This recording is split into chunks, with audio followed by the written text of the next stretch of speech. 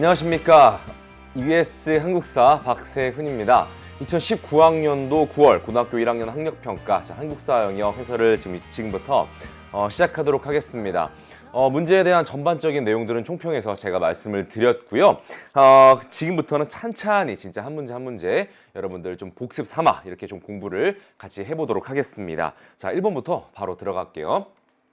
자, 밑줄 친 이 시대의 유물로 옳은 것은 이거 보니까 유네스코 세계유산 등재 신청 개요 이렇게 나왔고요. 서울 암사동 유적 나왔습니다. 사실 우리가 지금 우리가 유적지 이곳저곳 이렇게 지명을 외우는 것은 크게 이렇게 주요하지는 않습니다만 서울 암사동도 여러분들이 이렇게 좀 들어보신 적이 있을 거고요. 자, 그다음 핵심은 여기죠. 농경과 목축이 시작이 되었다. 이 시대는 농경과 목축이 시작되었다. 요게 가장 핵심 포인트는 요 문장 하나 찾을 수 있겠습니다. 자, 주거유적으로 한강 유역에서 대규모 정착 생활이 이루어졌음을 보여준다. 그러니까 강유역이라는 것도 있고요. 자, 그 다음 간석기. 자, 뗀석기가 아니라 간석기. 그 다음에 이 곡물을 생산하고 그것을 저장하는 의미를 보여주고 있죠. 토기도 나왔습니다. 다양한 생활 유물이 발굴이 되어서 당시 사람들의 삶을 잘 보여준다는 측면에서 고고학적 가치가 높다. 이렇게 말씀을 해주시고 있습니다. 자, 그래서 이 시기는 뭐냐? 농경과 목축의 시작, 간석기와 토기 이런 것들만으로도 충분하게 우리가 지금 신석기라는 것을 알 수 있습니다. 자, 이렇게 찾았고요. 자, 그럼 신석기 시대 유물을 고르는 겁니다. 자, 가볼게요. 자, 1번 나왔습니다. 자, 1번은 고려의 바로 상감청자가 되겠죠. 고려의 상감청자고요. 자, 정답은 2번 빗살무늬 토기. 우리 신석기를 가장 상징하는 유물이라고 볼 수 있습니다. 너무나 이게 스탠다드한 그런 문제 이렇게 딱 나왔다고 볼 수 있겠고, 만약에 이게 아니라면은 갈돌과 갈판이랄지 아니면은 가락바퀴 이런 것들이 나올 수도 있겠죠. 자, 그 다음 3번 비파형 동검이 되겠습니다. 청동기죠. 자, 그 다음에 4번과 5번은 모두 공이 백제랑 관련된 그런 유물들이 되겠습니다. 금동대학로, 그 다음 이것은 칠지도가 되는 것이죠. 자, 이렇게 해서 1번 문제 신석기 시대와 빗살무늬 토기 당연히 1번으로 나올 수 있는 그런 문제 되겠습니다. 자, 1번 문제 너무 쉽고요. 자, 다음 문제 가보겠습니다. 자, 2번입니다. 자, 각 국가에 대한 설명으로 옳은 것을 골라보도록 합시다. 자, 이곳 참성단은 강화도에 있죠. 자, 단군이 하늘의 제사를 지냈다고 알려진 곳입니다. 삼국유사에 따르면 단군은 가를 건국했다고 합니다. 자, 이것은 우리나라 사람이라면은 그냥 읽자마자 당연히 다 알아야겠죠. 단군 딱 나왔고 나라 찾아라. 그럼 이제 고조선이지 않겠습니까? 자, 이렇게 나왔고요. 자, 1번 한번 가보도록 하겠습니다. 자, 국자감을 설치했다. 최고 교육기관인데 고려를 대표하는 그런 교육기관이 되겠습니다. 왕으로 따진다면 고려 성종 때 정비가 되었다. 자, 2번 삼강행실도를 간행했다. 자, 이것은 조선시대, 조선 세종대왕 때죠. 자, 3번 가볼게요. 영고라는 제천 행사를 열었다. 자, 우리가 일명 그 고조선까지 공부하고 난 다음에 그 다음에 공부하는 게 바로 이 파트죠. 여러 나라의 성장, 철기시대 여러 나라의 성장 파트에서 바로 부여, 고구려, 옥저, 동해, 사만 이런 나라들이 있는데 그 중에서 이 제천 행사가 참 중요하죠. 제천 행사 중에서 부여의 제천 행사가 되겠습니다. 부여는 영고. 자, 그러니까 여기까지 다 오답이고 4번 팔조법으로 사회 질서를 유지하였다. 정답은 4번 고조선의 팔조법 아주 대표적인 그런 내용들이 되겠고, 이런 것들을 좀 읽어보니까 농경사회라는 점도 좀 드러나 있겠고, 그 다음에 좀 사유재산의 개념 이런 부분들 우리가 확인해 볼 수 있었죠. 자, 5번 가볼게요. 화백회의에서 국가 중대설을 결정했다. 자, 그 다음에 이 화백회의에 따라오는 키워드 중에 하나가 바로 만장일치 그런 특징을 가지고 있다. 자, 바로 신라의 귀족회의가 되겠습니다. 자, 고구려는 제가회의, 그 다음에 백제는 정삼회의, 그 다음 신라는 화백회의 이런 내용들 여러분 더불어서 이렇게 생각이 나신다면 공부 잘 하고 계신 거겠죠. 자, 정답은 4번이었습니다. 고조선 문제 나왔고요. 미리 쌤이 좀 이렇게 좀 더 여러분 수능 쪽으로 이렇게 좀 고려를 해서 말씀을 더 이렇게 첨언을 좀 해드린다고 하면 이 고조선 문제 같은 경우는 사실은 굉장히 많이 나오는 게 이 부분도 얼마든지 나와도 이상할 것은 없지만 가장 많이 나오는 것은 사실 바로 위만 시대가 되겠죠. 위만 조선. 자, 그래서 중국이 이제 진나라에서 한나라로 바뀌는 시점, 그래서 이제 진한 교체기에 이 위만이 이제 고조선 쪽으로 오게 되었고, 결국에는 이제 왕위 찬탈까지 하면서 위만조선 시대가 열리는데, 이 위만조선 시대 키워드를 우리가 두 개로 이렇게 압축해서 볼 수가 있습니다. 첫 번째는 철기의 보급이 이제 본격적으로 확산이 된 부분이 있고요. 두 번째는 남부의 진과 그 다음에 중국의 한나라 사이에서 중개무역으로 이득을 취하였다. 자, 그래서 이 철기랑 중개라는 이 두 글자 있죠. 이게 압도적으로 고조선 문제가 출제가 된다고 할 때는 사실은 위만조선 시기의 이 번영, 요거를 물어보는 게 압도적으로 많습니다. 해서 이 부분 다시 여러분들 기억하고 있는지 스스로 다시 한번 상기시켜 보기 바라고요. 자, 이제 3번 문제 가겠습니다. 3번입니다. 각 국왕에 대한 설명으로 옳은 것은, 자, 우리 여러분 이 친구들이 많이 어려워하는 파트 중에 하나가 삼국시대고, 저도 개인적으로 삼국시대가 첫 번째 좀 고비지 않나 이렇게 좀 생각을 합니다. 왜 그러냐면 당연하죠. 우리 외우기 싫어하잖아요. 근데 이 외울 왕들이 삼국시대다 보니까 너무나 많아요. 세 나라다 보니까. 물론 가장 중요한 최전성기 왕들만 빼면 또 모르겠지만, 그래도 기본적으로 내신이든 수능이든 몇 명씩은 고려가 되거든. 그래서 굉장히 어려워서 삼국시대 문제에서 여러분들이 공부가 안 돼 있으면은 첫 번째 이제 좀 긴장감을 갖게 되는 문제가 나올 텐데, 그래도 우리가 이런 문제를 대할 때 가장 첫 번째 해야 될 일은 전성기 왕들은 가져간 다음에 나머지 왕들을 조금 더 채워나가는 방법이 좀 효율적인데, 일단은 고구려 같은 경우는 5세기에 광교토대왕과 장수왕이 있겠고, 그 다음에 백제 같은 경우는 4세기 근초고왕이 있죠. 자, 그럼 신라는 뭐냐? 신라는 6세기에 바로 진흥왕이 있습니다. 진흥왕이 있다. 물론 이제 6세기가 진흥왕만으로 설명되는 것은 아니고 다른 왕들도 있습니다만은, 일단은 진흥왕 전성기 한강유역 차지를 기준으로 보죠. 자, 그래서 이 진흥왕이 나왔습니다. 그래서 내용들은 단양의 적성비, 그러니까 정복 활동을 보여주는 거죠. 그 다음에 순수비도 마찬가지고요. 자, 더불어서 이제 관산성 전투라는 것이 나왔는데, 자, 사실은 이제 원래는 이제 고구려가 차지하고 있던 그 지역을 백제랑 협공을 하면서 한강유역 일부를 차지하게 되는데, 그 백제를 배신하면서 이제 신라가 독차지를 하게 되죠. 그때 이제 그 전투가 관산성 전투. 여기에서 백제가 졌고, 이때 백제에서 진 군주가 결국 사망하게 됐는데, 그 유명한 백제 성왕이었죠, 성왕. 자, 그런 내용이 있는 게 관산성 전투고요. 자, 그 다음에 대가야를 정복했다. 자, 금관가야 같은 경우는 버풍왕 때, 그 다음에 대가야는 진흥왕 때 이렇게 통합이 되면서 가야가 이제 역사 속으로 이렇게 사라지게 되는 그런 모습이 나오고요. 자신이 정복한 지역에 여러 개의 순수비를 건립하였다. 4개가 있죠.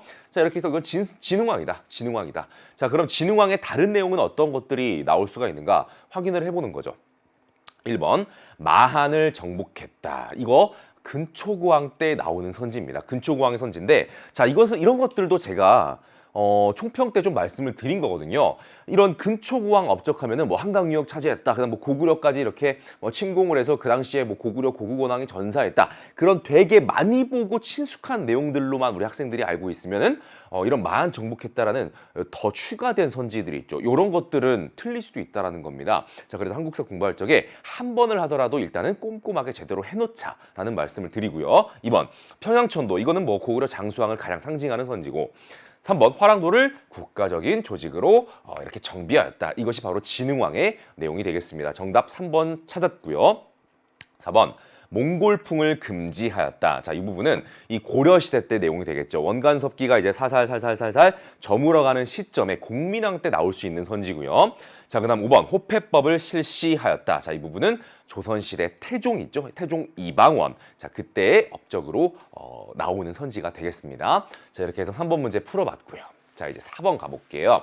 총평 때 선생님이 이 4번에 대해서 언급을 했죠. 우리가 평소에 너무나 이렇게 잘 알려졌다거나 아니면 소위 말하는 조금 더 메이저 주제들, 이런 거를 신경을 쓰다 보면 가야랄지, 가야까지는 안 나오겠지, 그 다음에 가야 내용 안에서도 잘 쓰이지 않을 것 같은 선지들, 그런 것들이 나와서 좀 주목을 했던 그런 문제가 되겠습니다. 그 의미는 총평 때 이미 말씀을 드렸으니 이제는 그냥 답을 찾도록 하겠습니다.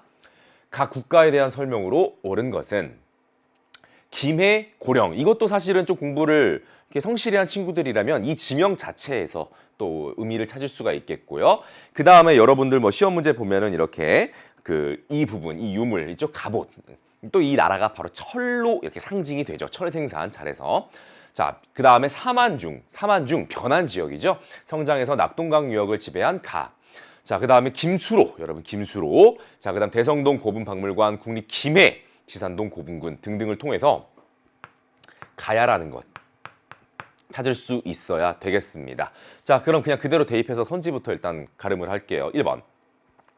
태학을 설립했다. 이거 고구려 때 소수리망 때의 업적으로 보통 많이 언급이 되고요. 자, 그다음 2번 훈련도감을 설치했다. 이거 조선시대로 가야 되겠고요. 그다음 3번 국호를 남부여로 바꾸었다. 아까 제가 진흥왕 설명하면서 상대 국가 백제의 성왕 말씀을 드렸었죠. 아까 그 성왕 때 이야기가 되겠습니다. 수도를 사비로 천도하고 국호는 남부여로 바뀌었다. 그다음 4번 거란의 침입으로 멸망한 나라는 발해죠. 발해고요. 5번 낭랑과 외, 일본 쪽이죠. 외를 연결한 중개무역을 하였다. 그렇게 많이 여러 차례 여러분들이 반복적으로 읽은 선지는 아닐 거예요. 근데 이것이 가야의 내용으로 정답이 되었고, 쌤이 이제 학교 시험 3주 완성에서 이론 강의를 1, 2학년 대상으로 진행을 했었는데, 그때 이제 부가적으로 자료실에 올려드린 자료, 그 다음에 이제 강의를 했던 내용을 한번 통해서 복습을 한번 해보도록 하겠습니다. 가야는 빠르게 한번 훑고 지나갈게요. 수능까지 포함해서 가야는 그냥 이 안에서 나올 건데 사진이 뭐 이런 정도 곁들여질 수는 있겠고요. 자, 가야 같은 경우는 매우 단순하게만 한번 해볼게요. 변환 지역, 이건 아까 문제에서 확인한 바고, 자, 아주 단순하게 가야의 발전은 금관가야가 주도하던 시절도 있었고, 이 금관가야가 쇠퇴하면서 대가야가 주도했다. 요렇게. 이게 일단 기본적인 공식이 되겠고요. 사실은 이 사이의 스토리를 조금 더 집어넣어 보면 광개토 대왕의 그 진출이 있었죠. 그래서 광개토 대왕에게 이렇게 타격을 입으면서 이렇게 주도권이 넘어간 부분이 있고요. 자, 그 다음에 결국에 통합된 것은 신라다. 기초적인 정치사 기본적인 스토리. 그 다음에 세부적으로 들어가서 다시 금관가야랑 대가야 쪽을 구분을 한번 해보니까, 자, 금관가야에서 지금 벼농사뿐만이 아니라 철 이야기가 다시 한번 선생님 강조를 드립니다. 자, 그래서 나왔죠? 자, 낭랑군과 외 등에 수출했다. 이 말을 또 중개무역을 했다. 이렇게 우리가 확인할 수 있는 부분입니다. 자, 그 다음에 광개토 대왕의 고구려군의 공격으로 쇠퇴했다라는 거. 자, 그리고 대가야로 넘어갔는데, 자, 보시면 알겠지만 금관가야는 버풍왕 때, 대가야는 진흥왕 때 결국 병합되면서 가야는 사라졌다. 이렇게. 이 모든 내용 안에서 가야가 출제가 될 겁니다. 그래서 이 정도 복습을 같이 한번 해봤고요. 다음 문제 가봅니다. 이제 5번입니다. 자, 가 국왕이 실시한 정책으로 옳은 것은, 자, 이 국왕도 한국사에서 그 각 시대별 국가를 대표하는 왕들을 뭐 한두 명씩만 꼽는다고 할 때 역시 고려를 대표하는 그 왕으로 딱 들어갈 수가 있습니다. 물론 고려에 이렇게 시험 문제 출제될 수 있는 왕이 적은 것은 아니지만 정말 딱 두 명만 꼽아라. 딱 두 명만 꼽으라고 한다면 이분하고 공민왕 정도예요. 자, 그래서 일단 이분은 누구냐면, 자, 바로 광종이 되겠습니다. 광종입니다. 자, 광종을 보여주는 힌트는 보니까 과거제 이렇게 나왔고요. 그 과거제를 건의한 사람이 그 중국의 후주란 나라가 있었습니다. 그 후주 출신 쌍기의 의견을 받아들였다. 그래서 과거가 나왔기 때문에 공식이죠, 공식.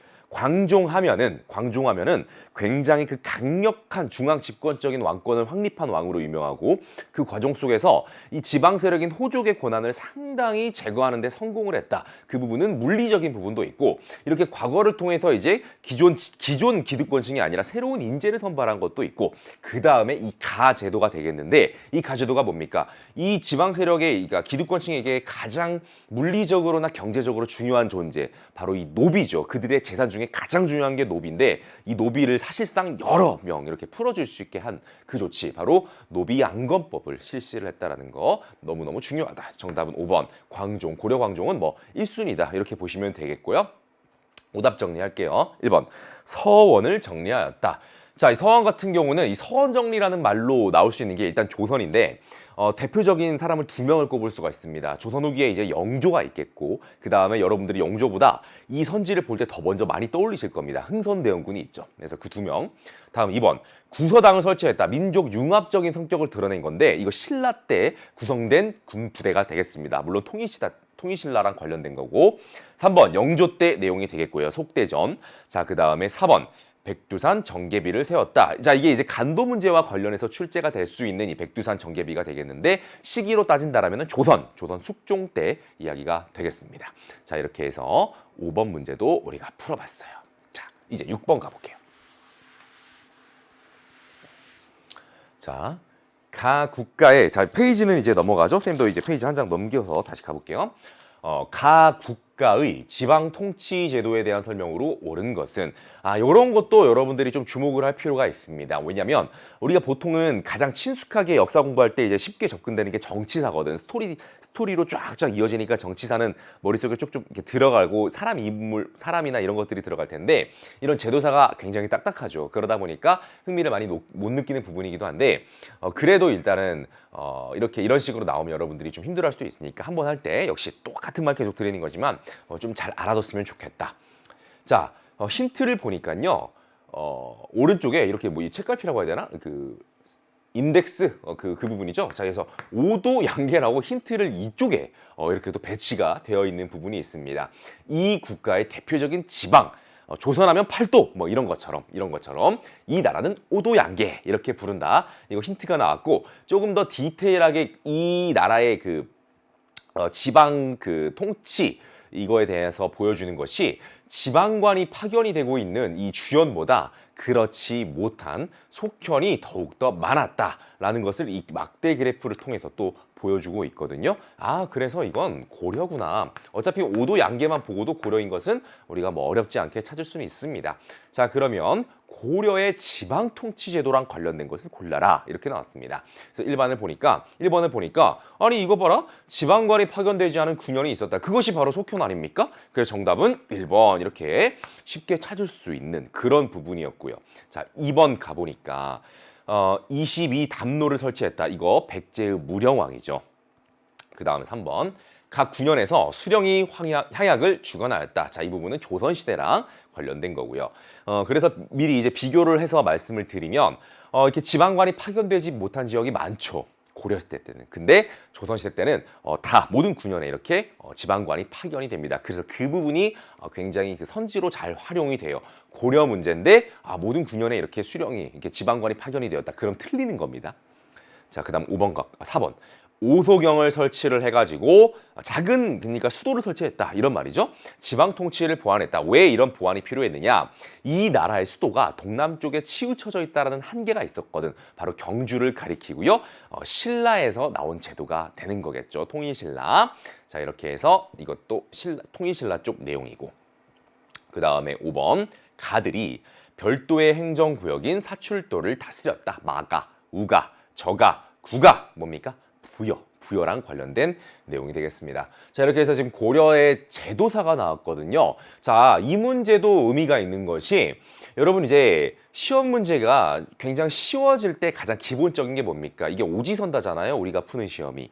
근데 이 오지선다에서 그러니까 이런 객관식 선택형 문제가 어렵다라는 것은 뭐냐면 매력적인 오답이 많으면 어려운 문제고 그런 매력적인 오답이 없으면 쉬운 문제가 되는 거거든요. 근데 대체로는 지금 한국사의 추세가 그런 매력적인 오답이 많이 없어졌어요. 많이 없어지면서 이 나라의 키워드 하나 정도만 알면 여기서 뭐야 이거 전혀 다른 나라 아닌가? 이런 식으로 하면서 찾아지는데 이 문제를 더 어렵게 만약에 바꾼다라고 한다면 이거를 지방 통치제도에 국한하는 게 아니라 이런 가제도 같은 모습이 나타난 나라에 대한 설명으로 이런 식으로 조금 더 넓게 출제를 한 다음에 선지에 고려시대 선지를 한 2개 정도 더 넣어버리는 겁니다. 매력적인 오답이 생기는 거죠. 그러면 우리 친구들이 충분히 더 틀리게 만들 수가 있습니다. 만약 내신 시험에서 응용한다고 한다면 쌤이라면 또 그렇게 할 것 같아요. 선지 몇 개 정도는 너무 막 동떨어져 있는 시대는 빼버린 다음에 고려 거 선지를 좀 더 오답으로 이렇게 집어넣자. 그러면 어려워지거든요. 그러니까 제대로 대비를 그런 식으로 할 수가 있겠습니다. 다음 5도 양계 잠깐 한번 보여드리면 이렇게 5도에 그 다음에 국방상 중요한 군사적인 지역의 속성을 띠고 있죠. 그래서 위쪽에 북계와 동계가 이렇게 설치가 되어 있는 모습 우리가 확인할 수 있겠고 그 다음에 여기는 지금 8목이라고 나왔는데 원래 최초에는 이제 성종 때 12목이 설치가 되는 거죠. 근데 나중에 이제 8목으로 개편이 됩니다만은 12목까지만 알아도 이제 문제가 없습니다. 그래서 사실은 이런 지도를 활용해 가지고 고려 지방 문제를 낼 때는 12목으로 표시될 확률이 더 높고요. 그다음에 수도는 개성이죠. 오늘날에. 자, 그래서 여기 그런 정도 알고 계시면 될 것 같습니다. 자, 이제 7번 가보도록 할게요. 밑줄 친 이 나라에 대한 설명으로 옳은 것은 자, 선생님께서 프로젝터를 통해서 지금 쏴주시고 계시는 탑이 바로 영광탑입니다. 이것만 가지고 모른다면 사실은 장치가 있죠. 보시면 알겠지만 무덤 위에 세워진 이 탑은 대조영이 건국했다. 이 정도는 다 알잖아. 발해 대조영 뭐 노래도 있잖아. 자, 그래서 이 나라는 발해구나 라는 거 알 수 있겠고요. 자, 이 발해 같은 경우는 여러분 출제 포인트가 또 역시 거의 정해져 있는 거나 다름이 없습니다. 발해의 출제 포인트는 크게 두 가지입니다. 첫 번째, 발해 정치사예요. 정치사라는 것은 여러분 뭐가 되겠습니까? 바로 이 왕의 업적을 중심으로 보게 되는 건데 사실은 대조영의 업적을 막 그렇게 보는 건 별로 없습니다. 건국적으로 그냥 언급이 되는 거고 세 명이죠. 바로 발해 무왕, 그 다음에 발해 문왕, 그 다음에 최전성기의 그 다음에 선왕 이런 식으로 이 셋을 좀 구분할 수 있는가 요 정도. 그 다음에 나머지 하나 더 발해의 출제 포인트가 뭐냐면 바로 어디를 계승한 나라입니까? 이 고구려 계승의식. 그래서 이 고구려 계승과 관련된 그런 단서를 찾아내는 문제. 이게 이제 발해의 출제의 기본적인 그런 원칙이라고 보시면 될 것 같아요. 이 둘에서 이렇게 출제가 된다라는 거 말씀을 참고로 드립니다. 자, 그러면 여기 선지에서 일단은 골라드리면 1번 삼국을 통일했다. 발해랑은 상관이 없죠. 신라랑 상관이 있는 이야기거나 아니면 후삼국을 통일했다면 고려 정도. 자, 근데 2번 해동성국을 불렸다. 이게 발해가 융성했을 때 불리게 된 그런 표현일 텐데 이게 바로 이제 선왕 때 나타나게 된 그런 모습이 되겠습니다. 정답은 2번이었고요. 3번 신성지역으로 소도가 있었다. 자, 이것은 삼한이 되겠습니다. 천군과 소도의 존재, 재정 분리를 보여주고 있고요. 4번 갈게요. 살수에서 수의 군대를 격퇴하였다. 고구려죠. 살수대첩 고구려. 자, 그다음 5번 토지제도로 전식과를 운영하였다. 고려의 경제 파트에서는 랭킹 1위가 바로 이 전식과라는 관료들에게 주는 토지제도가 되겠습니다. 수조권을 지급한 거죠. 자, 이렇게 해서 7번 문제 풀었고요. 8번 갈게요. 가에 들어갈 내용으로 가장 적절한 것은 자, 가볼게요. 윤관의 여진 정벌 과정. 그래서 힌트는 또 충분히 다 나왔습니다. 윤관, 여진 안 들어본 사람은 없을 거겠고 그 다음에 이제 지리상으로 동북면 쪽 뭐 이런 부분들 고려의 동북쪽 이렇게 자 그 다음에 여진이랑 싸웠다. 여진은 앞에서 다시 한번 나왔고요.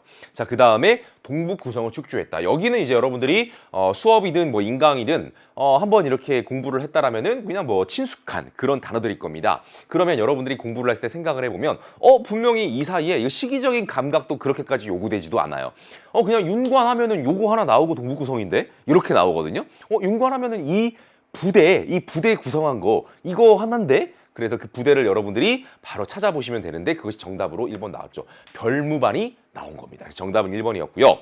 자, 이 2번을 보시게 되면 위화도에서 해군한 것은 이성계고 1388년 이성계였고 이게 고려에서 조선으로 넘어가게 되는 그런 브릿지 사건이 되는 것이죠. 자, 그다음 4번 사군과 육진을 개척했다. 그래서 오늘날 이 한반도의 어떤 그 영토가 거의 이렇게 확정이 되는 그런 모습들이 되겠는데 이것은 조선 세종 때고 4번 나당 연합을 추진하였다. 이건 신라 때 이야기겠네요. 그래서 나당 연합군이 결성돼서 백제랄지 고구려가 무너지게 되는 거고 5번 화통도감에서 화약을 제조했다. 고려의 최무선이죠. 고려의 최무선인데 시기상으로 이거랑 맞지도 않고요.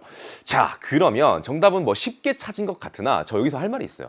자, 이 별무반을 일단은 좀 더 어렵게 한다라고 하면 구성이 어떻게 되냐면 우리가 신보군, 그 다음에 신기군, 그 다음에 뭐 항마군 뭐 이런 식으로 구성이 되어 있는데 포인트가 바로 이 기병부대가 있다는 것이죠. 기병부대.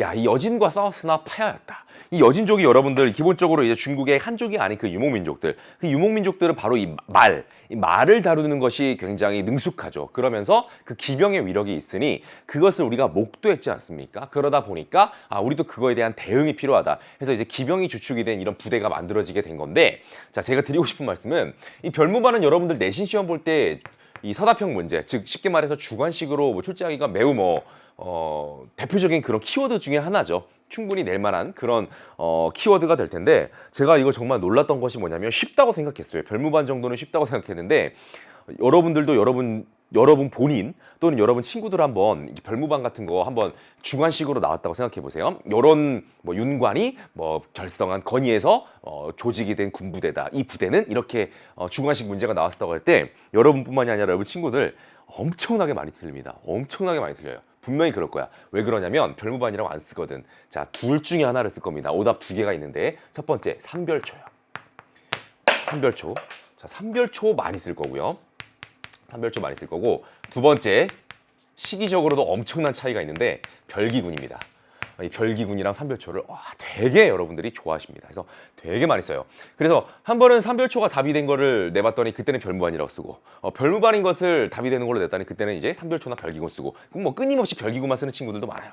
그래서 이제 요것을 이제 이모군란의 발단 중에 하나니까 근현대사로 넘어가야 되고 삼별초는 이제 몽골과의 어떤 항쟁 이런 부분들까지 갔을 때 나타나게 되는 건데 무신정권과 몽골 이런 것들이 나올 텐데 야, 이 별무반이 이거를 잘 못 쓰더라고요. 그러니까 여러분들이 철저하게 좀 숙지를 해주셔라. 별별별이 다 이렇게 들어가다 보니까 여러분들이 뭐 헷갈릴 수 있다는 것은 이해하는데 한 번까지만 좀 그렇게 하시고 그 뒤부터는 절대 틀리지 않도록 내신 시험에서 말씀드리는 겁니다. 자, 이제 9번 가보도록 하겠습니다.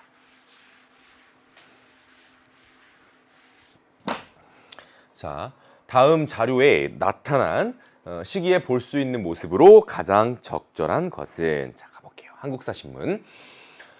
혼돈의 신라는 어떻게 될 것인가? 참으로 어수선한 시국이다. 아, 신라가 어수선하구나. 그럼 이제 뭡니까? 이거 이제 만국으로 가고 있는 거죠. 자, 스스로를 성주나 장군으로 칭하는 지방의 세력가들, 이들을 우리는 뭐라고 부른다? 호족이라고 부릅니다.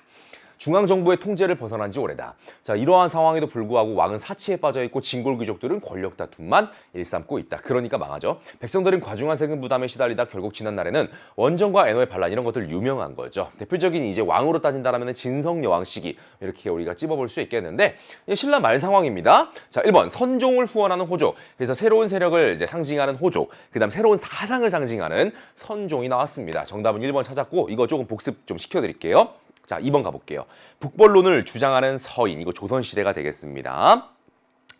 청나라에 대한 그런 복수 이런 거를 지금 뜻하고 있는 거죠. 3번 안시성 싸움에 참여하는 군인, 그렇다면 이것은 고구려와 당나라의 전쟁이 관련된 내용이 있고 4번 홍경레은안, 이것도 이제 조선 거의 이제 말기로 갈 때 그 말기적 상황이죠. 세도 정치기. 그다음 5번 금난 정권 폐지를 건의한다. 이게 이제 시전상인들의 굉장히 막강한 권한, 이 난전을 금할 수 있는 이런 권한이 있었는데 그러다 보니까 시장이 조금 이렇게 뭐라고 해야 될까? 트이지 못하고 좀 이렇게 막힌 느낌이다. 그래서 이런 특권을 폐지해주면서 좀 더 유통이 활발해질 수 있도록 뭐 그런 것들을 건의하는 건데 이거 조선 후기 정조 때 실현이 되는 거죠. 자, 이렇게 해서 정답과 오답은 정리를 했거든요. 자, 이 혼돈의 신라 이 부분 복습 한번 해드리고 넘어갈게요. 자, 중앙 정치가 문란해집니다. 아까 나왔던 것처럼 진골 귀족들의 왕위 다툼이 심해진 거죠. 자, 그러면서 지방 통제력 약화되는 것은 당연한 수순입니다. 그러면서 정치 제대로 못하고 있기 때문에 국가의 어떤 부가 건강하게 이렇게 증대되지 못하겠죠. 그러다 보니까 할 수 있는 것은 뭐 조세, 막중한 조세, 수탈 이런 것들만 늘어났을 테니 백성들은 당연히 힘들었을 것이다. 자, 그러다 보니까 농민봉기 많았을 것이고 대표적인 게 원종과 안호였고요. 자, 그 다음에 새로운 바람이 불게 된다. 이 새로운 바람을 다시 한번 말씀을 드리면 자, 원정과의 노분기 새로운 바람이 바로 새로운 세력도 나타난 거고 새로운 사상도 새로운 사상이 이제 이런 것들과 결부가 되면서 새로운 나라로 가게 되는 것이죠. 자, 그래서 이제 새로운 세력을 대표하는 게 호족을 말하는 거고 그 호족을 사실은 또 이렇게 백업을 해줄 수 있었던 것이 그동안 진골 귀족 때문에 많이 힘들었던 육두품 이렇게 연결이 되는 거고요. 새로운 사상이 방금 불교에서 이제 교종에 대비되는 선종, 좀 더 대중적이죠. 자, 그 다음에 풍수지리, 경주는 끝났어. 이런 거죠. 그래서 이제 풍수지리 이런 것들이 대두가 되게 된다. 그래서 신라 말을 상징하는 키워드들입니다. 이렇게 정리하시면 좋을 것 같아요. 복습을 좀 시켜드렸고요. 자, 이제 10번 이제 반절 왔습니다. 10번 가볼게요. 각 국가의 경제에 대한 설명으로 옳은 것은 자, 갈게요. 가는 여러 가지 화폐를 발행했다. 자, 화폐가 나왔고 이제 경제사네요. 성종은 고려에도 있고 조선에도 있습니다. 그러니까 아직은 몰라. 자, 권원 중보를 발행했고 공부가 좀 된 친구들은 여기서 끝 이렇게 할 수도 있고요. 조금 더 이제 필요한 친구들은 삼한통보, 해동통보 이렇게 이거 가지고 알겠다 이렇게 할 수 있습니다. 뭐 밑에 활구, 은병까지도 나왔기 때문에 이거 고려네 이렇게 할 수 있습니다. 그러니까 이제 고려시대 여러분들이 공부를 하면서 이런 화폐가 한 번씩은 숙지가 돼 있지 않았다라면은 성종도 조선에도 성종이 있고 숙종도 이 조선에 있기 때문에 어떻게 이렇게 될 수도 있는 거거든요. 그래서 이 화폐 정도는 알아둬야 되고 한 걸음 더 나가면 그럼에도 불구하고 이런 화폐가 잘 유통이 된 것은 아니다. 이런 화폐가 민간에까지도 활발하게 유통되는 사례는 조선 후기 상평통보뿐입니다. 조선 후기 상평통보에서만 나와요. 자, 고려입니다. 상평통보를 전국적으로 유통시켰다. 옳거니 성종, 숙종, 조선, 상평통보 이러면 이제 그냥 아주 그냥 저차원적으로 바로 여러분들이 빠지게 되는 것이고요. 이거 조선이고요. 자, 2번 병란도가 국제무역항으로 번창했다. 이거 맞죠? 정답은 고려시대의 국제적인 무역항 병란도. 뭐 신라 같은 경우는 울산항 뭐 이런 거가 있죠. 자, 그다음 3번 신라입니다. 신라고요. 그다음 4번 연분구등법 이런 거 공법이라고 하는데 세종 때의 그런 이제 수취제도 정비 과정에서 나온 부분이고요. 그다음 5번 동래 외관을 설치해서 개시무역을 하였다. 개시와 후시, 후시는 사무역, 개시는 공무역. 이거 조선시대 때 나올 수 있는 선지입니다. 좋습니다. 이렇게 해서 우리가 드디어 반환점 돌고 이제 11번으로 넘어갑니다. 가에 들어갈 역사서로 옳은 것은 자, 역사 동아리의 활동입니다. 자, 이달의 역사서입니다. 왼쪽 그림은 여러분들이 어떻게 이 그림 가지고 파악할 수는 없을 것 같고, 자, 고려라는 힌트가 나왔습니다. 더불어서 김부식이 나왔습니다. 자, 그 다음에 왕의 명을 받아 고구려 백제 신라의 역사를 유교적 합리주의 사관에 기초하여 기전체로 편찬하였다. 뭐 그래서 이제 쌤이 동그라미 친 것 정도가 일단 힌트가 될 텐데 또 한 있긴 하다. 여기 밑줄 그으면 고구려 백제 신라야. 그러면 무슨 시대야? 삼국시대죠. 그래서 삼국이란 말이 또 들어가 있죠. 자, 그래서 여러분들이 김부식 정도만 가지고도 삼국사기네 이렇게 하실 수 있지 않을까 이런 생각이 되고 조금 더 어려워하는 친구들을 위해서 한 줄을 더 넣어주고 싶다 이런 출제자의 마음이 만약에 있었다고 한다면 지금 현존하는 우리나라에서 최고 오래된 역사책이다 이런 표현도 들어갈 수도 있겠죠. 자, 이렇게 해서 삼국사기라는 것을 그냥 단적으로 찾기만 하면 끝나는 그런 문제가 되겠습니다. 여기 기전체 쌤이 동그라미 이제 쳤으니까 일단 오답 정리한 다음에 기전체 설명 한번 드리고 넘어갈게요. 자, 1번 발해고입니다. 이거는 이제 조선시대 유득공의 서적이 되겠습니다. 남북국의 개념이 등장하였죠.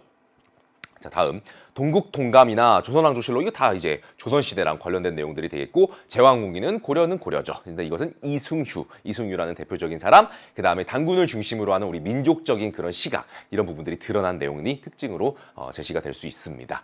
자, 이렇게 해서 이제 11번 역사서 문제를 우리가 확인을 해봤고요. 여러분 선생님이 기전체는 뭔가요? 라고 했을 때 자, 기전체가 역사의 그 서술 방식 중에 하나고 여러분들이 들어봤을 법한 그 세계사적인 다른 나라 책 중에서는 사마천의 사기가 이 기전체의 어떤 효시가 됩니다. 자, 이 기전체가 뭐냐면 역사를 쓸 때 이 본기라고 해서 이 제왕의 역사를 쓰는 겁니다. 이게 왕의 역사를 서술하는 거고 그 다음에 다른 항목들이 있는데 저는 그냥 여기선 생략할게요. 편의상.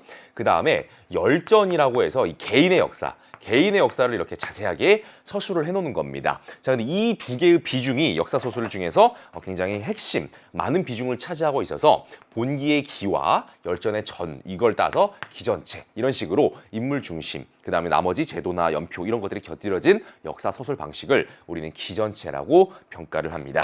이와는 달리 이렇게 시기순으로 쭉쭉 쓰는 것을 우리가 편년체라고도 하고요. 자, 이런 식으로 좀 보충 설명을 해드렸습니다. 자, 이렇게 해서 11번 문제는 보내드리면 될 것 같고 12번 갈게요. 자, 이 12번도 여러분 뭐 틀린 사람 거의 없을 거라고 생각이 됩니다. 고려시대가 광종과 공민왕이 가장 대표적인 두 명이라면 조선시대는 여기 조선이라고 나왔죠. 조선시대 랭킹 1위는 단연 이 4대 국왕이 되겠다. 이거 못 외우는 사람 없지. 태정, 태세, 문단세 이 정도는 다 하잖아. 그래서 태정, 태세, 문단세까지만 알아도 되겠네. 그래서 네 번째니까 세종대왕이죠. 세종. 그러니까 4대 이거는 몰라도 사실은 과학기술도 있고 그 다음에 정치적으로나 그 다음에 뭐 심지어 국방 분야 그 다음에 뭐 우리 가장 빛나는 유산 중에 하나인 정답 3번 훈민정음 창제까지 가장 출제가 잘 되는 국왕이 되겠고요. 조선시대 출제에서 왕으로 한다면 단연 세종이 랭킹 1위겠고 세종 다음으로는 이제 영정조 좀 생각을 할 수가 있을 것 같습니다. 이 정근대사 군주는요. 자, 그러나 다른 왕들도 나올 수는 있어요. 자, 그래서 이제 집현전도 나왔고 엘리트 기구죠. 브레인 집단.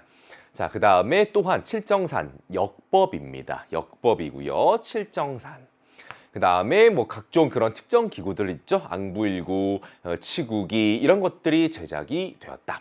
이를 통해 15세기 조선의 과학기술이 크게 발전했다. 해서 이제 세종대왕 시기는 정치사로도 나올 수가 있습니다. 정치사로는 여러분 뭐가 나올 수 있냐면 왕권과 신권의 조화 이런 식으로 해서 육조 직계제가 아니라 의정부 서사제를 실시했다. 그러나 뭐 인사나 군사 분야는 국왕이 관할했다. 그래서 의정부 서사제 이런 걸로도 정치사에서 출제가 될 수 있겠고, 그다음 문화적으로는 훈민정음을 비롯해서 이런 과학의 발전까지. 그 다음에 또 뭐가 있습니까? 사군 육진의 개척. 아까 우리가 그 선지에서 하나 나왔었죠? 사군 육진도 있겠고. 내용 자체가 굉장히 어디서 끌어와도 이 세종대왕 때는 출제가 될 수 있는. 아까 선지 중에 연분 그것도 있어요. 전분, 연분 이런 공법 이런 부분들도 다 이 세종대왕 때 일이기 때문에 나올 수가 있다. 라는 말씀을 드립니다. 자, 이렇게 해서 지금 12번 그 정답은 찾았고 오답 정리 한번 해보도록 하겠습니다. 1번이요. 국학을 설립하였다. 이 국학 같은 경우는 가장 대표적인 게 이 통일신라 신문왕 때 이야기로 언급이 많이 되고, 자, 그다음 2번 불교를 공인한 것은 뭐 삼국시대 여러 왕들이 있죠. 뭐 소수림이랄지 뭐 법흥왕이랄지 뭐 이런 사람들. 자, 그다음에 4번 경국대전을 편찬을 시작했다. 이렇게 한다라면은 세조가 되고요. 완성이 됐다라고 하면 조선 성종이 되겠습니다. 5번 8만 대장경을 조판하였다. 이것은 이제 고려시대 때가 되겠죠. 특히 몽골 침입기 부처님의 힘으로써 이렇게 또 국난을 극복해 나가고자 했던 조상들의 모습이 되겠습니다. 자, 이건 고려고요. 자, 이렇게 해서 12번 문제 풀었고요. 13번 갈게요. 자, 13번입니다. 가에 들어갈 내용으로 가장 적절한 것은, 자, 한국사 퀴즈 대회입니다. 몇 번 문제? 자, 다음 힌트를 통해 알 수 있는 정치 기구는 무엇일까요? 1번 조선 성종 때 설치가 되었습니다. 성종이 오늘 약간 이렇게 선지 정도로 계속 지금 몇 번 이렇게 소환이 됐던 왕인데요. 성종. 자, 그다음 2번 성종하면 사실 경국대전 완성이 가장 대표적인데 이 뭘까? 자, 2번 국왕의 자문기구였다. 아하. 자, 3번 학문을 연구하고 경연을 추관하였다. 이 내용이 이제 핵심이 되겠습니다. 자, 이 기구가 여러분 바로 뭡니까? 홍문관이 되겠습니다. 홍문관. 자, 홍문관이 되겠고요. 자, 그럼 이제 정답 그냥 바로 찾아가도록 하겠습니다. 1번 매양 활동을 주도하였어요. 이 매양 활동이라는 것이 참나무, 뭐 향나무 이런 것들을 이제 그 땅에다 묻으면서 이렇게 부처에게 이런 것 저런 것들을 이렇게 기원하는 그런 신앙 행위예요. 자, 이거 향도가 되겠습니다. 향도예요. 자, 그다음 2번 세도 정치 시기 최고 권력 기구. 자, 이 기구는요, 원래는 처음에 정말 막 국방상의 여러 가지 일들을 대비하기 위해서 설치된 그런 임시적인 성격의 그런 기구였는데, 우리나라가 뭐 임진왜란 이런 여러 가지 전란들이 좀 있었죠. 그런 과정들을 거치면서 최고 권력 기구의 그 속성을 띠게 되었고, 나중에는 좀 비정상적으로 좀 과도해 이제 커졌던, 그러면서 이제 세도 정치 시기 그 세도 가문이 여기를 장악했던 그런 이제 폐단이 나타났는데요. 자, 이거 비변사죠. 비변사를 한번 써줄게요. 비변사.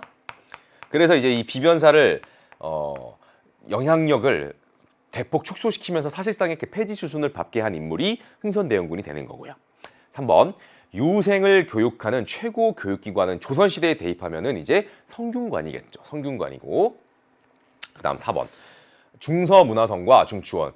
중서문화성이란 표현이 있는 걸 보니까 이건 이성육부죠. 이성육부. 고려시대거든요. 중추원까지 나왔습니다. 자, 그렇다면 이런 기구의 고관들이 또 모여서 회의하는 기구가 있습니다. 그것이 뭐 도병마사랄지 이런 대표적인 회의 기구가 되겠습니다. 그 고려야. 그럼 정답은 남은 게 5번밖에 없습니다. 그래서 정답은 5번 사헌부, 그 다음에 사관원. 사관원은 이제 간쟁을 담당하는 것이고, 사원부는 관리들의 비리 감찰 이런 부분 역할들이 있는 건데, 그들과 함께 이 언론의 기능, 그러니까 권력을 조절하고 견제할 수 있는 기능을 하는 것이죠. 홍문관도 그 안에 포함이 돼 있어서 이들을 우리는 뭐라고 한다? 삼사라고 부른다. 삼사라고 부른다. 그래서 조선시대 이 통치제도의 정비 과정 속에서 통치기구로는 의정부 6조와 더불어서 이 3사는 출제가 잘 된다. 특히 내신 시험에서도 내기 정말 좋죠. 3사, 홍문관, 사원부, 사관원 다 각각 이렇게 해가지고 출제할 수 있는 좋은 키워드들이다 라고 보시면 되겠습니다. 자, 13번 이렇게 풀어봤고요. 자, 이제 14번 가보도록 할게요.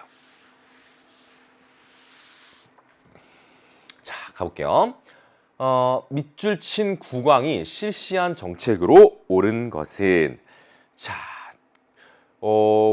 왠지 이 사파를 보면 좀 내가 알고 있는 분이 아닌가 이렇게 TV에서 좀 보고 그런 것 같기도 한데 잘 모르겠습니다만, 자, 국왕께서는 기철 세력을, 이 기철, 네, 기황후 여러분 아마 수업 때 들어보신 적 있을 겁니다. 오빠죠, 오빠.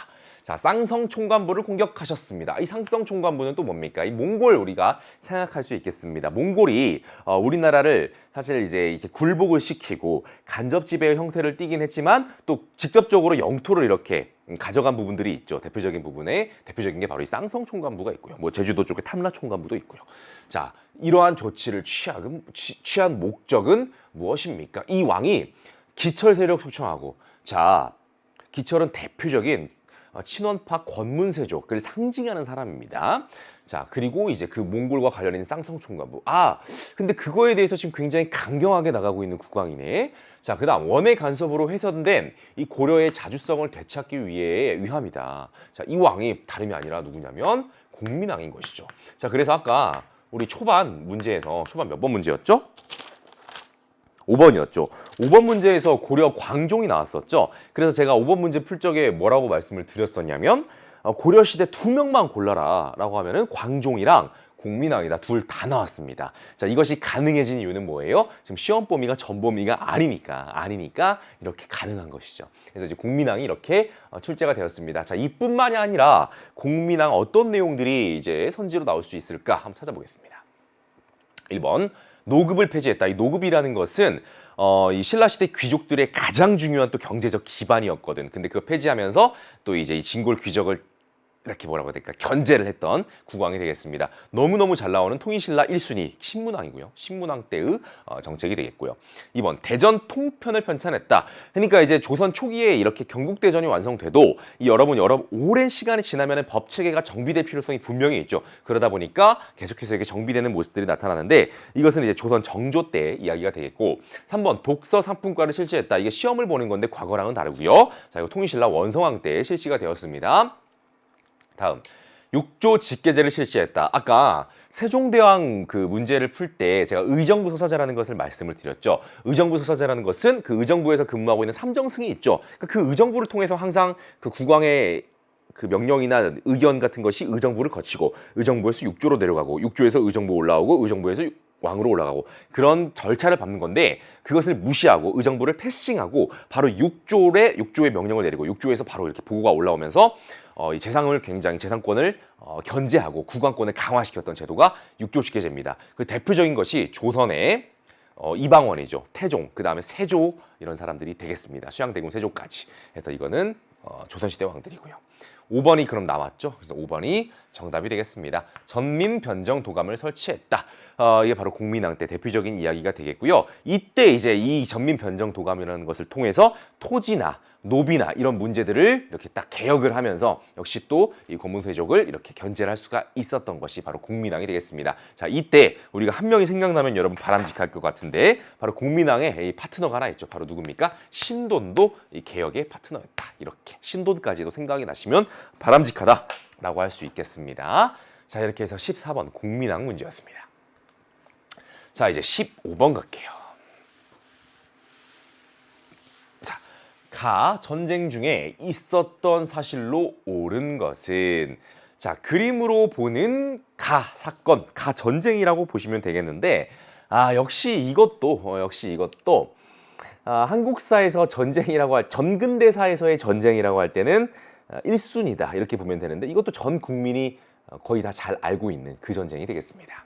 지금 보니까 부산진 순절도인데 이런 거 몰라도 일단 부산으로 침입한 적군 요거 하나 있고요. 자, 그다음 평양 탈환 이거 정말 중요한 순간이고 이 전쟁에서 가장 출제가 많이 되는 그런 포인트가 되는 기점 중에 하나입니다. 자, 그다음 명량 뭐 우리나라 뭐 영화도 있었고 정말 모르는 사람이 없죠. 명량 뭐 울돌목 등등. 자, 그래서 이거 임진왜란이죠. 이거 뭐 더 설명하지 않아도 될 것 같습니다. 임진왜란인데 물론 임진왜란의 내용 빠르게 다시 한번 조금 더 디테일하게 들어간 내용 복습을 시켜드릴게요. 내신까지도 같이 대비하기 위해서입니다. 자, 1번 서희의 강동육주는 고려시대 거란과의 문제였고요. 2번 이종무의 대마도 토벌, 왜구의 근거지였던 대마도 토벌은 이거 세종 때 이야기가 되겠습니다. 자, 이것은 이제 선조 때 일어난 사건이죠. 자, 인조의 남한산성 피씨는 말 그대로 인조 때의 병자호란 때 이야기가 되겠고요. 4번 이순신이잖아요. 이게 너무 그러니까 사실은 너무나 위대하고 중요하지만 또 문제로는 너무나 쉬운, 모르는 사람이 없기 때문에 그럼에도 불구하고 출제는 계속되고 있는 것이 바로 임진왜란 그리고 이순신이라는 키워드입니다. 그만큼 중요하다는 얘기겠죠. 자, 5번 배중손이 이끄는 삼별초. 삼별초 아까 제가 얘기 한번 해드렸었는데, 자, 이건 무신 정권 때의 어떤 그런 특별 부대 이렇게 생각을 하시면 되는데, 그들이 이제 몽골에 우리 고려가 결국 굴복을 하게 되는데, 그거에 대한 저항을 하면서 끝까지 진도, 제주도 이런 식으로 이용하면서 대몽 항쟁을 했던 그런 부대가 바로 삼별초가 되겠습니다. 자, 이렇게 해서 오답 정리를 해드렸고, 임진왜란 빠른 복습 한번 가보도록 할게요. 이론 강의 때 해드렸던 건데 빈칸만 보면서 넘어가 보도록 하겠습니다. 자, 삼포외란이랄지 을묘외병 같이 좀 안 좋은 징후들이 있었는데, 이때 설치됐던 것이 비변사인데 점차 비변사가 상설 기구화가 되고 영향력이 강화된다라는 말씀을 드렸고요. 자, 전쟁 시작 한번 볼게요. 관군의 잇따른 패배, 그다음 신립의 탕금대 전투 패배, 뭐 배수진 이런 얘기들 막 나오고 하죠. 자, 그러면서 국왕 선조가 피란하는데, 이 피란 갔던 지역이 또 문제의 키워드가 되기도 하거든요. 임진왜란 때는 선조의 의주피란, 그 다음에 앞에 선지 봤었죠. 병자호란 때는 인조의 남한산성 피신, 뭐 이런 것들. 자, 그 다음 정말 위기였죠. 정말 위기였는데 정말 그야말로 하늘이 내린 성공이다. 그래서 이순신의 수군의 활약. 그래서 이순신의 활약 정말 중요한 포인트로 이렇게 제시가 될 수 있겠고요. 그 다음에 이제 이순신뿐만이 아니라 이 의병의 활약들도 무시할 수가 없다. 왜냐하면 또 그 의병의 그 애국심 그 자체뿐만이 아니라 그 원래 살고 있던 지역에서 일어나면서 그 지방의 지형 이런 것들을 잘 활용할 수가 있죠. 자, 주요 승리 이순신, 옥포, 뭐 한산도 등등이 되겠고, 의병에서는 여러 훌륭하신 분들이 있겠지만은 교과서적으로 볼 때 곽재우 빈칸, 곽재우 정도 여러분들이 들어서 알고 계실 겁니다. 자, 그래서 수군이랄지 의병의 활약이 그래도 우리에게 역전에 이런 좀 전기를 마련을 해줬고, 그 다음에 시험 문제로 잘 나오는 그 분기점 있죠. 예를 들어서 시기 문제를 낼 때 딱 그 사이로 정답으로 들어가는 게 바로 여기예요. 그래서 이제 명나라가 어쨌든 열심히 싸웠든 아니든 도와준 건 사실. 그래서 명나라가 지원군이 도착이 돼서 조명연합군, 이게 출제가 가장 잘 되는 거고, 어디 탈환했다? 평양 탈환이에요. 평양성. 아까 우리 그림에서 나왔었잖아. 그래서 이게 가장 중요하다. 이 기점으로는요. 시기 문제에서는. 자, 그래서 휴전회담까지 들어갔는데 잘 안 됐어요. 자, 그래서 재침입을 했으니 이것을 우리는 정유재란이라고 한다. 자, 근데 이때 가장 대표적인 전투가 바로 명량이다. 아까 명량도 그림에 있었죠. 자, 결국 전쟁을 일으켰던 일본의 도요토미 히데요시가 사망하면서 철수가 되었다. 이 전쟁이 끝나고 난 뒤에 조선은 굉장히 토지도 많이 황폐화됐고 어려운 좀 시절을 조금 겪어내야 했었고요. 명나라 굉장히 쇠퇴합니다. 명나라 굉장히 쇠퇴하면서 결국 국제 질서 자체가 크게 요동치게 되는 그런 순간들이 맞이하게 되면서 명에서 큰 그림 속에서 명이 결국 청나라로 바뀌게 되는 그런 상황이 오게 되고요. 그다음 일본 같은 경우는 에도 막부가 설립이 되면서 일본이 가장 어떻게 보면 전쟁의 이득을 좀 가져갔죠. 조선에서 뭐 문화재랄지 기술자랄지 학자랄지 이런 사람들이 많이 포로로 일본으로 가게 되면서 그들의 문화, 도자기 발전이랄지 성리학 발전에 영향을 끼치게 됩니다. 그래서 뭐 그런 임진왜란의 영향까지 쌤이 그냥 말로 이렇게 여러분 복습을 한번 시켜드렸고요. 자, 이제 16번 가보도록 하겠습니다.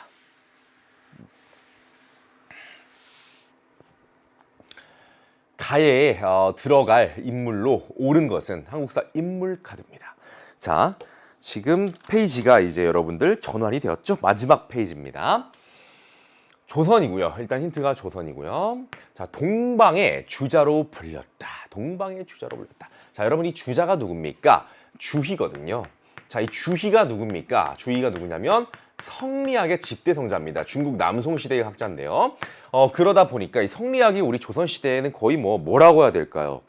단순한 그 학문이 아니죠. 사상, 중요한 사상, 이것보다도 더 뭐라고 해야 될까? 더 강한 표현. 정말로 지배적인 이념, 이데올로기였다. 이렇게 이제 보시면 될 것 같아요. 성리학의 나라, 성리학의 나라인데 그러다 보니까 이 주의가 뭔 거예요? 이 공자급인 겁니다. 공자급. 그래서 이제 주자 이렇게 부르는 건데 와, 동방의 주자로 불릴 정도로 그런 위대하면서도 영향을 끼친 학자가 조선에도 있었다. 16세기 조선에도 있었다. 그거예요. 여러분 친숙할 겁니다. 일단은 바로 그냥 여러분들 도와주는 퇴계가 나왔습니다. 그 다음에 여러분 집회에서도 우리가 볼 수 있겠고요. 자, 그 다음에 그 저서로서 이렇게 언급이 많이 되는 게 성학십도입니다. 그래서 그 표지 그림이 있어요. 그 그림 여러분 이렇게 좀 많이 보신 적 있을 거고, 그 다음에 이를 굉장히 중시하였다. 그 다음에 일본 성리학 발달에 영향을 주었다. 이거 잘 나오는 선지거든요. 이거. 잘 나오는 선지. 자, 이게 바로 누굽니까? 황이에요. 이황. 그냥 정답을 2번 이렇게 그냥 찾으면 끝나는 그런 문제가 되겠습니다. 그럼 오답 정리 한번 해보도록 할게요. 안양 고려 사람입니다. 고려 사람이고요. 여기 지금 성리학 문제가 이렇게 출제가 됐는데 이 성리학이 이제 고려로 이렇게 들어오게 되는 그 전기를 마련해 준 사람이다. 이렇게 보시면 되겠고 원효대사 여러분 다 알죠? 신라시대 승려고요. 우리나라 승려 중에서는 가장 출제도 잘 되고 대표적인 사람이며 키워드는요. 키워드는 불교의 대중화입니다. 불교의 대중화. 4번입니다. 채치원입니다. 신라 사람입니다. 통일신라 중심으로 보시면 되고요. 그의 신분도 중요합니다. 그의 신분이 뭐다? 육두품이다. 그러다 보니 한계에 다다랐죠.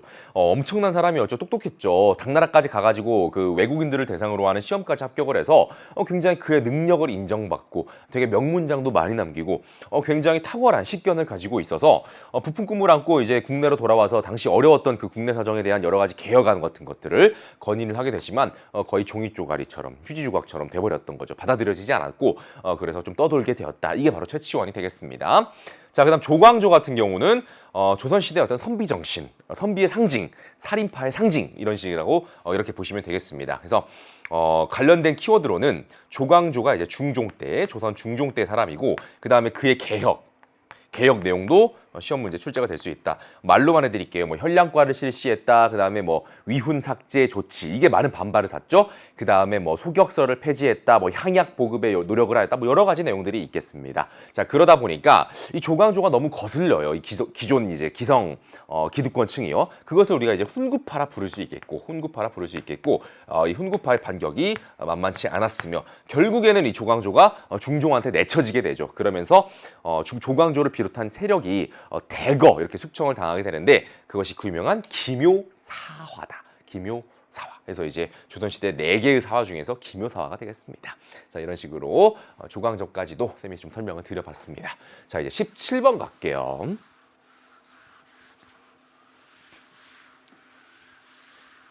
자 밑줄친 새로운 제도에 대한 설명으로 옳은 것은 아주 뭐 귀여운 사파가 이렇게 딱 나와 있습니다. 새 제도가 시행되어서 공납입니다. 토산물 대신 쌀이나 동전 등으로 낸다는군. 자, 우리가 기본적으로 세금을 우리가 이제 부담해야 되는 의무를 이 평민들은 지니고 있죠. 자, 이제 세금 중에서 이제 크게 세 덩어리만 나눌 수가 있습니다. 첫 번째는 이 토지에 대한 세금을 내야 됩니다. 우리가 보통 전세 뭐 이런 식으로 표현을 하고요. 자, 그다음 두 번째로 이 공납이라고 해서 이 특산물을 내는 겁니다.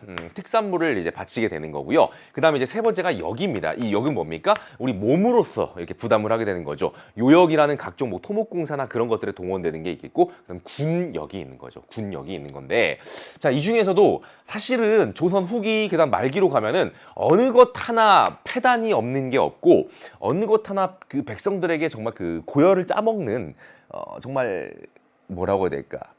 망가지지 않은 게 없었어요. 그런데 여기서는 이제 어떤 것의 문제점에 지금 포인트를 두고 있냐면 바로 이 특산물 바치는 것의 문제입니다. 요게 또 아주 어려웠거든.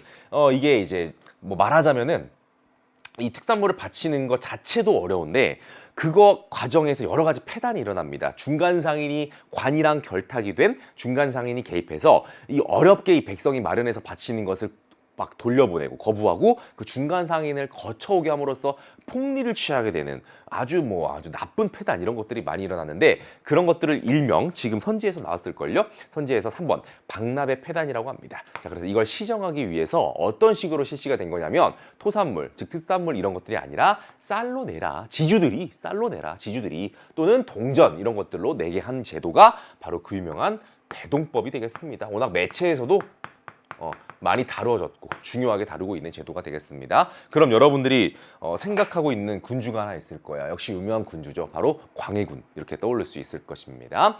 자, 그러면 어쨌든 정부 입장에서 쌀로 받는다고 칩시다. 그러면은 어쨌든 특산물, 토산물이 필요하긴 하죠. 그런 것들은 누구를 통해서 조달하게 되냐면 바로 이 공인이라는 사람을 통해서, 공인들을 통해서 조달이 되게 되는 겁니다. 자, 그래서 이 공인들이 전국 각지를 돌면서 이제 활발하게 이제 물자 유통의 그 물꼬를 트게 되면서 우리 조선시대 후기에 어떤 상품화폐 경제의 발달을 촉진한 바가 있다. 이런 식으로 연결이 되는 거죠. 자, 그래서 대동법 출제 매우 잘 되니까 알아두시면 될 것 같고, 자, 1번 오답 정리하겠습니다. 군포 부담을 두 필에서 한 필로 줄였다. 군역과 관련된 거죠. 이거 균역법이죠. 군주는 영조고요. 2번 신진사대부의 경제적 기반을 강화시켰다. 이런 부분은 이제 고려 말에서 조선 초로 오면서 뭐 과전법 이런 것들이랑 좀 관련된 선지 같고, 그 다음에 3번 정답이었고, 4번 빈민구제를 위한 기관은 뭐 어느 시대 때나 이렇게 다 있는데 특별히 고국천왕이라는 고구려 왕을 이렇게 언급을 해줬기 때문에 진대법이라는 걸 우리가 알 수 있겠고, 그 다음에 5번 현직 관리에게만 이렇게 토지를 지급하도록 하였다. 이것은 이제 직전법이죠. 직전법과 관련된 선지가 출제가 되었습니다. 오답 선지요. 자, 17번 풀었습니다. 18번 가보도록 하겠습니다. 가 국왕에 대한 설명으로 옳은 것은 초계문신 제명록. 그래서 초계문신이라는 이 키워드 보면 아실 것 같고요. 워낙에 또 잘 나오는 왕이다 보니까. 그래서 오늘 특징이 전범위가 여러분 아니다 보니까 아까 고려에서도 광종이나 공민왕이 두 분 다 나온 것처럼 조선시대 때 아까 세종대왕 나왔죠. 이순신도 나왔죠. 왕은 아니지만은. 자, 그래서 이분까지도 나옴으로써 나올 사람들은 다 나오고 있다. 이렇게 보시면 되겠습니다. 오답선지까지 끌어들이면 다 나오는 거예요. 정말로. 자, 이 책은 서영모, 정약용 일단은 이렇게 또 연관된 사람도 좀 나왔고요. 관료들의 명단을 정리한 인명록이다. 초계 문신제는 이 사람 때에 갓때 시행되었으며 재능이 뛰어난 문신을 선발하여 일정 기간 동안 또 어디에 소속시킵니까? 역시 또 브레인 집단이죠. 규장각에 소속시켰다. 그래서 규장각, 초계 문신, 시기적으로 정약용이랑 인물과도 연결시킬 수 있다. 등등을 통해서 자, 우리는 이것이 바로 사도세자의 아들 정조라는 걸 알 수 있겠습니다. 영조 다음이죠. 그렇지만 영조의 손자였죠. 자, 가볼게요. 정답은 4번. 수원 화성을 건설하였다. 그래서 이 수원이 또 이제 여러분들 가보시게 되면은 수원 화성, 그다음 뭐 사도세자, 뭐 이런, 그다음에 수원 행궁 뭐 이런 것들을 통해서 정조의 숨결을 좀 느낄 수 있는 뭐 그런 도시가 되겠다. 정답 4번이었고, 수원 화성 이제 건설 과정에서 이 정약용의 어떤 거중기 활용 이런 부분들도 연결이 될 수 있습니다. 자, 1번 가볼게요. 오답 정리. 사비로 천도하였다. 이거 아까 제가 말씀드렸던 것 같은데요. 백제의 성왕이고요. 2번. 우산국을 복속하였다. 신라의 지증왕이죠. 지증왕. 3번. 첨성대를 건립하였다. 이것도 역시 신라시대 때 이야기가 되겠고요. 선덕여왕 여러분 생각하시면 되죠. 그 다음에 5번. 사심관 제도를 실시했다. 이거 고려의 제도로서 이 고려의 그 지방 세력을 견제할 수 있는 그런 제도가 되겠습니다. 그 출신 지역들이 있을 거 아니야. 그 일에 그 출신 지역의 일을 담당하게 하면서 그 지역에서 일어나는 일을 책임질 수 있도록 하는 거죠. 반란 같은 거 일어나면 큰일 나지. 그래서 그 지방 세력 견제와 관련이 있다. 그래서 5번은 사심관 제도는 고려 때의 내용이 되겠습니다. 자, 그러면 18번 문제 풀었고요. 자, 이제 19번 가볼게요. 가에 들어갈 주제로 가장 적절한 것은 자, 뭐 복잡하게 보이는 것 같으나 우리가 이름만 봐도 될 것 같아요. 박지원, 박재가, 홍대용, 유수원 딱 바로 나와야죠. 바로 이 우리가 일명 중상학파 뭐 이렇게 생각할 수도 있겠고, 상공업을 중시했다. 더불어서 큰 테두리는 실학으로 조선 후기 실학의 대두 이렇게 확인할 수가 있겠습니다. 자, 가볼게요. 1번 신라말 도당 유학생들의 활동 전혀 상관이 없죠. 시기적으로도 고려도 아니고요. 그러나 말씀을 드리고 넘어가면 고려전기 불교계의 통합운동이라고 한다면 이제 교종과 선종의 통합 이런 쪽을 말하는 건데, 진울, 의천 이런 사람들. 근데 진울 때 이제 일종의 성공이라고 보시면 되겠고. 3번 고려 후기 성리학 수용과 학산 역시 상관이 없고요. 조선 전기 살인과 훈구의 대립 이런 것들은 사화를 통해서 우리가 볼 수 있겠고요. 여긴 조선 후기입니다. 조선 후기 상공업 중심의 개혁론 실학에서도 우리가 중농학파, 중상학파 이런 식으로 구분한다고 할 때 중상학파 쪽 내용들이 되겠습니다. 자, 이렇게 해서 이제 19번도 풀었고요. 자, 이제 20번 마지막 문제입니다. 자, 가에 들어갈 내용으로 가장 적절한 것은 자, 수행평가 보고서입니다. 자, 공명첩 발급이 신분제에 미친 영향. 자, 공명첩이라는 단어 뜻부터 이렇게 풀이가 나와 있습니다. 이름이 비어있는 관직 임명장이다. 뭐 예를 들면 백지수표 비슷한 거라고 봐야 되나? 어쨌든 여기에 이제 이름만 써주면 이제 그 사람 바로 그냥 한 방에 어떻게 되는 거, 벼슬길에 이렇게 오르게 되는 건데, 이거 왜 그런 거니? 조선 정부가 임진왜란이라는 워낙 큰 전란을 겪다 보니까 이 부족해진 재정 이런 것들이 있겠죠. 자, 그것을 해결하기 위해서 공명첩을 이제 일종의 이제 돈을 받으면서 발급이 되는 거죠. 그러면 그러면 이제 이거 공명첩 받으면 어쨌든 뭐 얼마나 실효가 있었는가, 얼마나 내가 이제 바로 이렇게 부를 축적하자, 그건 둘째 문제고 양반은 되는 거야. 양반은 되는 거죠. 자, 그러면서 이제 어떻게 되는 겁니까? 너무나 단순하죠. 아주 기초적으로 양반수가 증가할 거라는 것은 우리 초등학생들도 다 알 거라고 생각이 됩니다. 그래서 이제 이 양반수 증가가 이게 그냥 쉽게 볼 문제는 아니에요. 양반은 여러분, 양반의 상징이 뭐야? 양반의 상징이 뭐야? 예를 들면은 군대를 안 간달지 뭐 이런 거거든요. 그러니까 국가에 내야 되는 그런 조세 부담의 의무, 이런 걸로부터 벗어나게 되는 것이 바로 양반이라는 것이거든요. 그러다 보니까 이 양반이 증가했다는 얘기는 뭐야? 이 조세를 부담해야 되는 부담층이 줄어들었다는 얘기죠. 그러니까 남아있는 이 사람들은 어떻게 되는 거야? 그야말로 정말로 어려운 생활을 하게 되는 거죠. 이 부담을 다 져야 되기 때문에. 그러니까 이제 정말 그 어려운 조선 그 말기의 상황으로 가게 되는 겁니다. 1번 오답 정리. 골품제의 정비. 골품제는 신라시대 때 신분제도고요. 권문세족은 고려고요. 친원파, 그러니까 원나라와의 그 관계를 바탕으로 성장한 그런 세력이 되겠습니다. 4번 상수리 제도가 실시되었다. 상수리 제도도 우리 친구들이 많이 틀리는데 이건 신라 때 지방 세력 견제의 그런 정책 중에 하나가 되겠습니다. 그 주의 지방 세력의 자제 중에 하나를 수도로 올려 보내라, 그런 제도가 되겠죠. 그래서 고려 시대 때 긴 제도로 계승이 되었다, 그렇게 보시면 되겠고, 5번 문벌 귀족 사회가 동요하였다. 문벌 귀족 사회의 동요, 이런 표현 자체는 고려 시대고요. 대표적인 사건 두 개를 여러분들이 떠올리실 수가 있죠. 바로 이자겸의 난하고 묘청의 서경촌도 운동, 이런 것들을 통해서 문벌 귀족 사회가 좀 크게 흔들리고 나중에는 이제 무신정변까지 가게 되는 그런 모습이 나타난다. 자, 이렇게 해서 20번 정답은 다시 한번 말씀을 드리면 3번 이렇게 정리를 하면서 오늘 준비된 2019학년도 9월달 고등학교 1학년 학력평가 한국사 영역 모든 준비된 문제 풀어봤습니다. 여러분들이 공부를 안 하셨다면 쉽지만은 않은 그런 시험일 거라고 생각이 되고, 누누이 말씀드리는 게 시기가 시기인 만큼 여러분들 수시도 중요하죠. 어렵게 연계될 가능성, 응용될 가능성까지 염두하면서 선지 하나하나 좀 잘 복습을 하시면서 대비하시면 좋을 것 같습니다. 자, 여러분 오늘 공부하시느라 수고 많으셨습니다. 네, 감사합니다.